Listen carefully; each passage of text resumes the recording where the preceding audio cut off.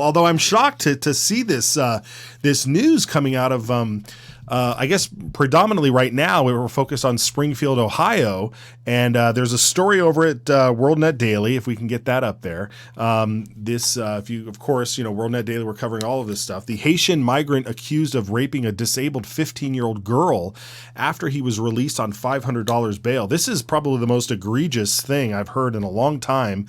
When it comes to this, is when you have a judge who decides that $500 bail is perfectly fine for a crime of this nature, and from somebody who's an illegal migrant. Can you walk us through this story a little bit? Well, it is another case of migrant crime, and we've had a lot of migrant crimes. The Lake and Riley case is probably the most severe, but this person was let go on the light bond and is accused of raping, I believe, a girl who she had asked him to help her upload an application on her electronic device.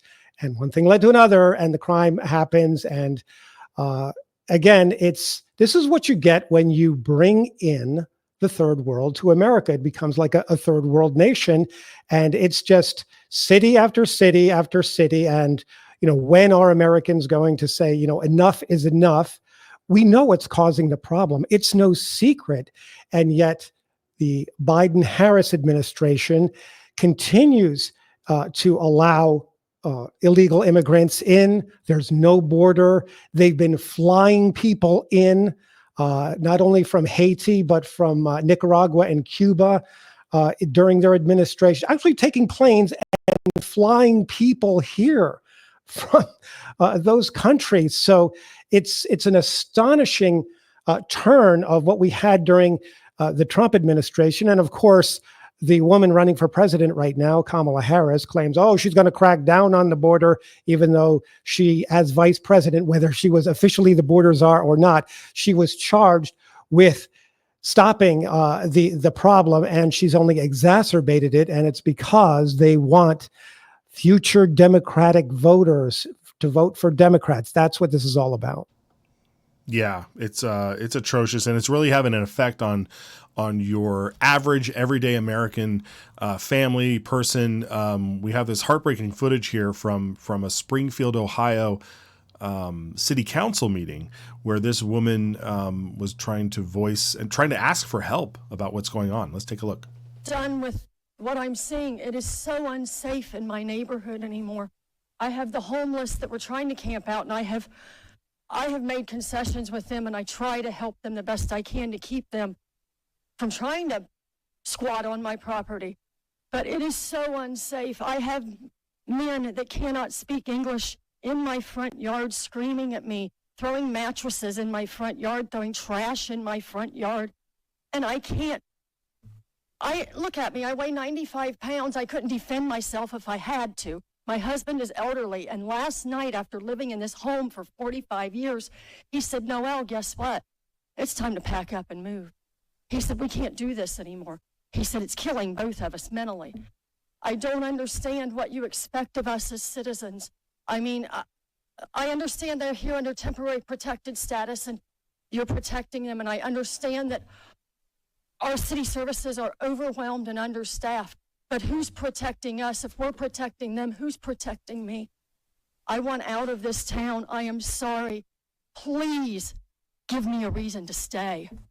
Thank you. Thank you. Yeah, that's heartbreaking, Joe. I mean,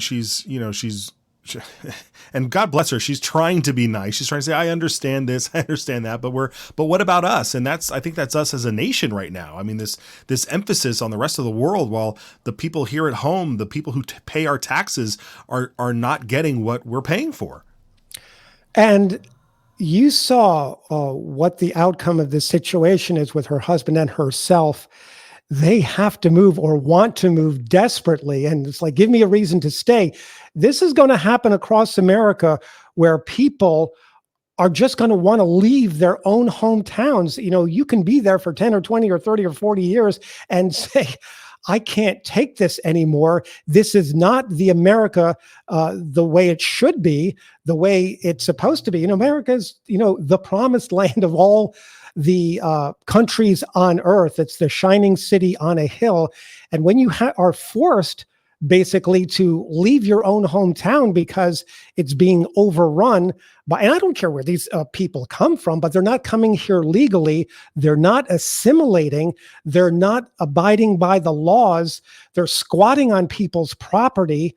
And it's just, could you imagine anyone watching right now having a bunch of people come to your property and stay there, and you can't do anything about it, and the government, your local government, is saying, nope, these people they have protected status, we can't do anything, or we don't want to do anything about it. Could you imagine how that would make you as an American feel right here in your own country? It's astonishing.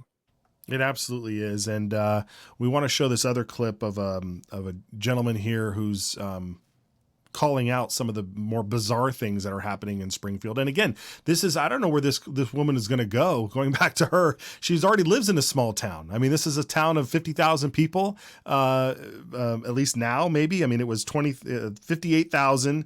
And since then, about 20,000 Haitian immigrants have come in. So I don't know how much small town she's going to go find. But here's one of her neighbors that lives in the town. Let's listen to him. And I'm broadcasting this, and you guys are just sitting up there and something. Like, I really challenge you guys to get out here and do something. These Haitians are running into trash cans. They're running into buildings. They're running into, they flipping cars in the middle of the street. And I don't know how, y'all can be comfortable with this. I don't know, who's getting paid from it. I honestly feel like someone's getting paid from it in the background. You got a bunch of people on a bus getting dropped off at a gas station to come down here. I know a single mom that FaceTimed me this morning at the welfare office that really need something. And it's nothing but immigrants over there. And I don't even want to seem like I'm coming down on the immigrants, because it's the people that's bringing them down here. Because wherever they're at, that's what they're used to, bro. They're in the park grabbing up ducks by their neck and cutting their head off and walking off with them and eating them. Yeah, and we have an image here of one of these Haitians who grabbed a goose and out of the park. There he is. Now you might say, well, people hunt goose all the time, but I don't know if you can go to the city park and do that, can you, Joe? This gent looks like the boy from A Christmas Carol, whom Ebenezer Scrooge pays a shilling to go down to the butcher shop and get the prize Christmas goose out of the window on Christmas Day.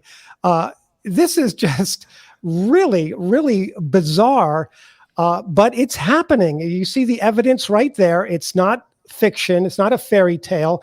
This is America 2024 under Biden, Harris, and it will only get worse if Kamala Harris is elected, because they're not going to stop bringing people in from other countries. They're going to step on the gas because it's working so well for them right now.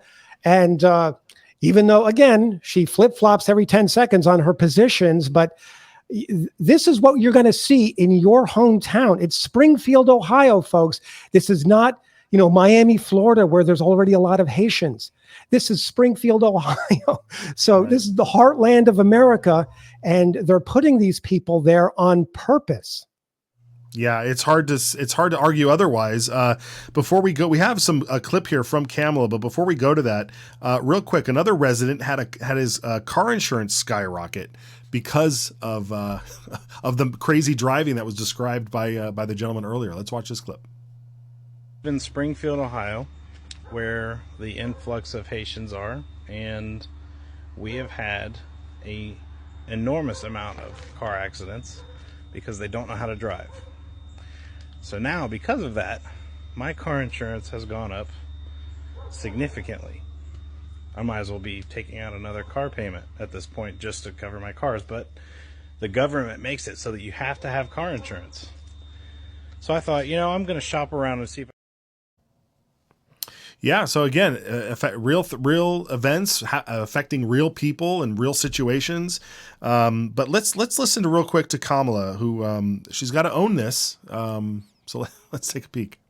That is why also, starting with our administration, we gave TPS, temporary protected status, to Haitian migrants, 55,000. And then more recently, we extended temporary protected status to over 100,000 Haitian migrants for that very reason, that they need support. They need. I mean, what is the temporary protectives? What are they protecting them from? From the outrage from the public?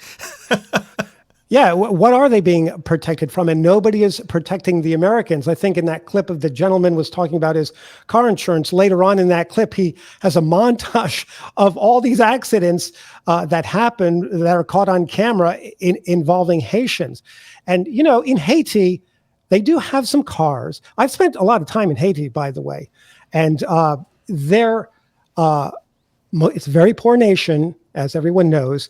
And most people just walk around. The average person does not have a car because they have no money. They have no money. You don't have a car. So you walk everywhere. And so therefore you don't know how to drive. And these people, they come to America, no driving skills at all. They didn't go to driver's ed in high school.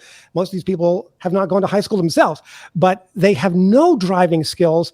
And yet they come here and they get into vehicles.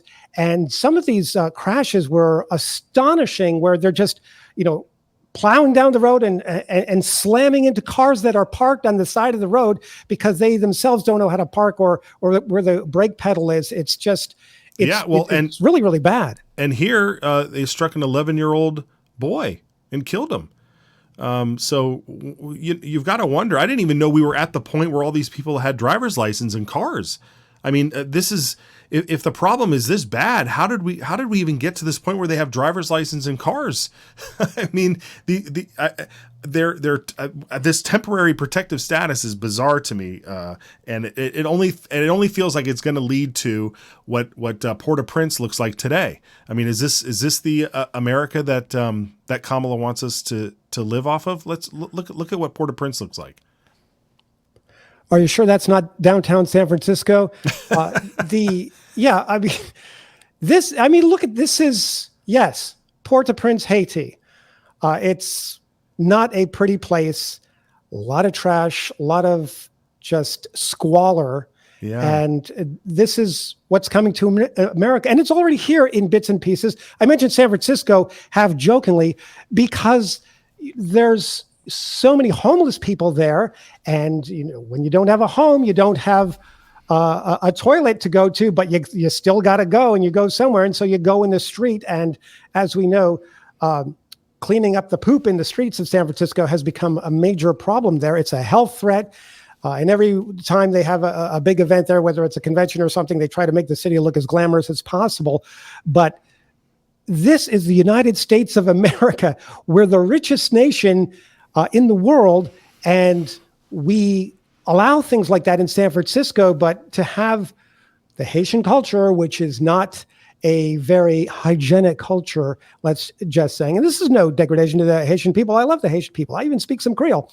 But to have this come to America is going to be a problem on many levels, not just politically, but we're talking health-wise and crime-wise. So Americans need to be awake to this election coming up in November.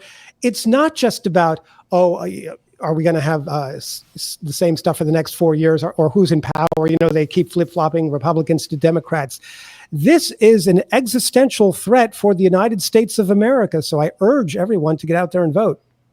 It really is. I mean, if you love and appreciate, what our country has been over the years in terms of just its landscape, like having the trash that you see like this. I've been to these big cities, San Francisco, Los Angeles, and watching the sort of deterioration as people they just really don't care anymore about their trash or driving around or graffiti or any of that stuff. I mean, it's really sad. The only thing we can really do is pray on it.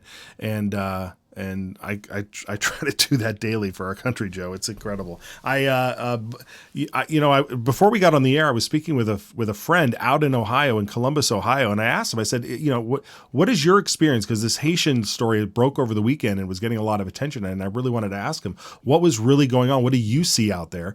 And he was confirming it all. I mean, these migrants have been coming in all across Ohio. There, Columbus isn't too far from Springfield, and he had to hire Haitian employees to just speak Creole to his customers who were coming in because he doesn't speak Creole. Meanwhile, him and his church are trying to get some Cuban Christians who are being persecuted in Cuba out of Cuba and bring them here, and they're not getting anywhere. So we're going to keep following up on that story, and because that's atrocious too. When you think about all of the things that we could be doing that would really help people. Meanwhile, we're just importing illegal migrants and migrants from third world countries that are devastating our small towns and neighborhoods. I just want to say one more point about this. During the whole thing about immigration, especially, I live in Florida, which is, the first country they come to from the Caribbean, whether it's Cuba or Haiti or other countries. And this has been a political football for many years. And the policy has changed over the years. And it was at one point, I think this was during the Clinton years, where if, these people coming in on boats and they would try to swim to shore, that if the Coast Guard intercepted them before they got a foot on land, they would be repatriated back to Cuba or Haiti. And so you would see this game being played of all these migrants, like they jump off the boat offshore of South Florida beaches, and they would all be swimming towards shore. And if there were authorities on the beach, and often there were not authorities on the beach just because they didn't know the boats are coming. But if there were officers there, these officers are trying to prevent them from getting 1 foot on land, because if you get 1 foot on land, that was the magic key to get into the United States. But we don't have that anymore. They want these people in. There's no more 1 foot on dry land policy. So they're bringing these people in. But this has been ongoing for years. And right now we are seeing just the floodgates are completely open. Yeah, and it's really exposing and revealing to us, in terms of the political nature as we move on into the election coverage here,